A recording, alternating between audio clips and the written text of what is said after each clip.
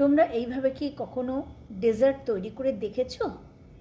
একদম ঘরোয়া উপকরণ দিয়ে ভীষণ সহজে ভীষণ তাড়াতাড়ি ডেজার্টটা রেডি হয়ে যায়। 1.5 কাপ দই নিচ্ছি, নিয়ে জল ঝরাতে দিচ্ছি 1 ঘন্টার জন্য। যদিও আমার দইটা ভীষণ সলিড হয়েছে, জল বিশেষ হয়নি। এবারে একটা আম নিয়ে তার পাল্প বের করে নিচ্ছি। যে কোনো সিজন ফল দিয়েই করা যায় এটা। আমি এটা আম দিয়ে করছি। এটা কমলা লেবু কিংবা অন্যান্য যে কোনো সিজন ফল দিয়ে করলে ভালো হবে। আমের পাল্পটা এইভাবে বার করে নিলাম। এবার জল ঝরানো টক দইটা মিক্সিং জারে ঢেলে নিলাম। ঠিক 1.5 কাপ নিয়েছি।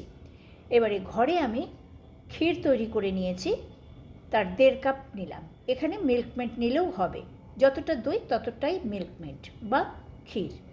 আমের টুকরোগুলো দিয়ে একসাথে মিক্সিং জারে আমি একটা ব্যাটারের মতো তৈরি করে নিলাম।